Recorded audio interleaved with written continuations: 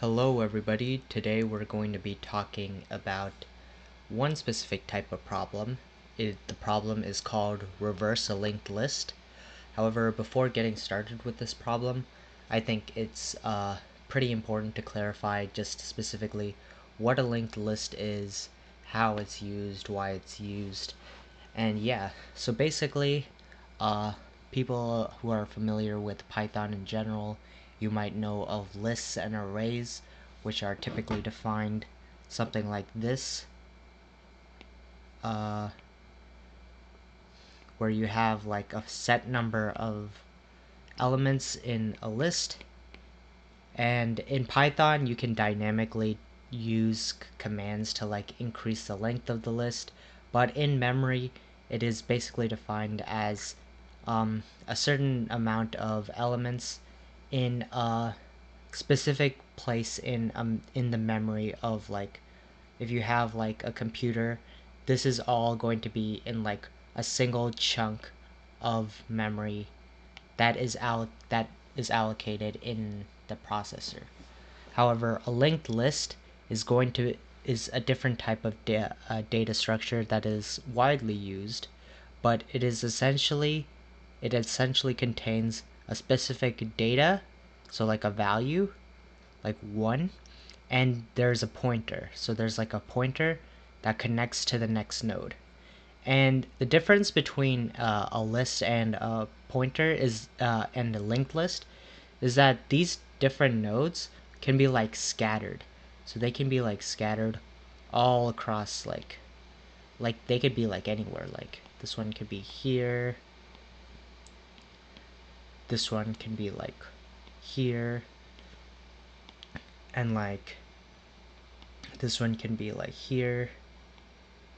So they can be all over the place. They can be all over the place rather than just a fixed place. Like it has to be in an array. There are others advantages to this because of the fact that these nodes are like in like random, not necessarily together in memory. They can be very easily added to. So whereas in a list, you'd typically in Python, there are commands to just add elements to the list. However, in an actual like list, uh, these types of commands would have a greater type of time complexity compared to a linked list, in which you can simply just add another pointer and add to a list. So whereas in a regular list, you would have to recreate the entire list from scratch, and then you'd have to basically copy the list and then copy the list with a bigger size and then add an element to this. In a linked list, it's very easy to add it. However, the disadvantage is that you can't immediately index into a list. So there are multiple types of linked lists. The type of linked list that we're going to be focusing on for this video is a single linked list. This means that each node has exactly one pointer to one other node. So there's going to be a head of the node, and then there's going to be a tail of the node. And the head just points to nodes that continuously point up until they reach a tail, and that tail node does not have a pointer to another node. So that's the type of linked list we're going to talk about today. Also, you might, if any of you guys are keen, this is very similar to the concept of a tree.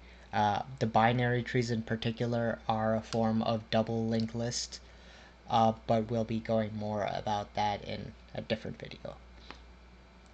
Alright, so the problem we are going to be getting to, I'm going to switch to the coding panel real quick. We're going to be trying to reverse a linked list. So I already have some stuff written here to define how a linked list kind of looks like. So there's going to be a class where a linked list has, like I mentioned, a value and then a pointer to the next to a different node. In this case, it is .next to get to the next node. Here's a function to build a linked list given a list. So for example, if you have a list of values, let's say 1, 2, 3, 4, 5, where we can use a function like this where it continuously adds the values using a for loop for each value. It adds it to the to a linked list and then sets the next element in the list to be pointed to, basically. So we can use an element like this to do this. We could say head is equal to build linked list of this, and this would basically return the head of the linked list, which has all the connected pointers. And at the end, we can use a function like this to basically return what the final linked list is. So in this case, it's not really doing much. It's just converting it to a linked list, and we're going to be printing back the linked list again using this function, which continuously adds each element in the linked list to a list. So we're converting it into a linked list and then turning it back into a list so that we can print it. So yeah, basically we get the elements 1, 2, 3, 4, 5. So our goal is to create a function called a reverse linked list function that'll basically go from 1, 2, 3, 4, 5 to 5, 4, 3, 2, 1. There are ways to do this just using a basic list, but we're going to be talking about how it would work for a reverse linked list. So let's try that out. I'm just going to say, so def reverse underscore linked underscore list, and then all we need to do is take the head as the input.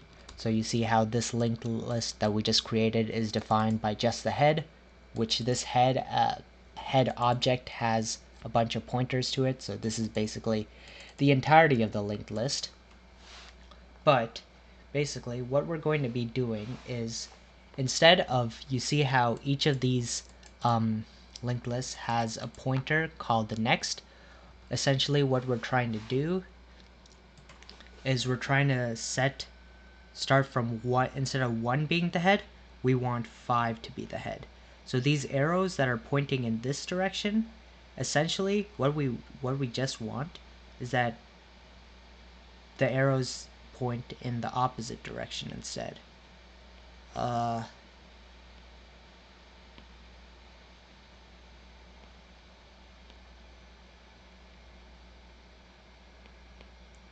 It's a little bit scuffed, but you got the point. That's how the pointers are what we want to look. So what we can do is we can create a temporary variable and set that to traverse the linked list while continuously changing every pointer. So how we would do that is we're going to have a pointer that we're going to be calling, instead of next, we're going to call it previous. We're going to call it none. And then to traverse through the linked list, we're going to have a current. We're going to set it in the beginning to be the head, which is the first element, but we're going to be continuously moving through the current until it reaches none.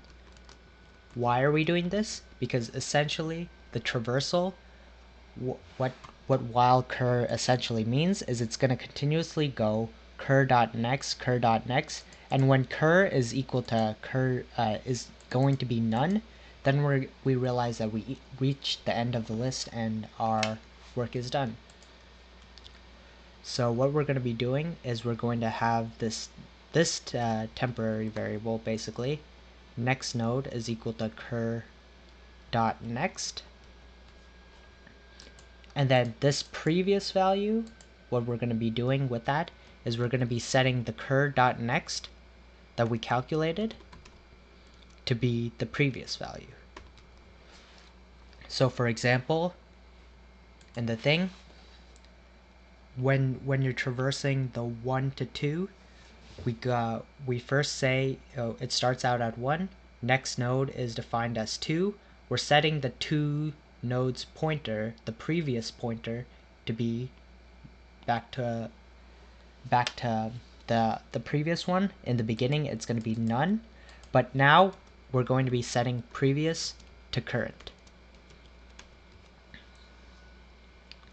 And then finally, we can utilize the temporary variable we created, next node, and set cur back to next node.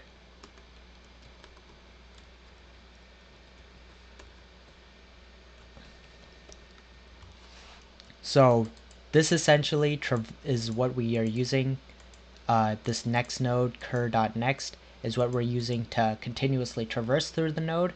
And then here, cur.next is equal to previous, previous is equal to current. That is what we're going to be using to set the pointers, the previous pointers, to reverse the direction of the pointer, essentially. Sorry, I think I forgot to switch up. But essentially, this is all the code that we have here. So next node is equal to cur.next, cur.next is equal to previous, previous is equal to current, and then current is equal to next node. And at the end of this, all we're going to be doing is we're going to be returning the last element, which is going to be defined as previous, because previous, like current, is going to be continuously traversing through the list from the head all the way to the tail. So hopefully you guys understood the logic there. It's kind of straightforward if you can get the idea of how we utilize the temporary variable. And yeah, essentially we can print the result. Basically, well, what we're going to be doing here is we're going to be reverse linked list of head. And yeah, so basically it starts out as 1, 2, 3, 4, 5. We run this reverse linked list command, and now when we print the list, we should be getting sorry about that.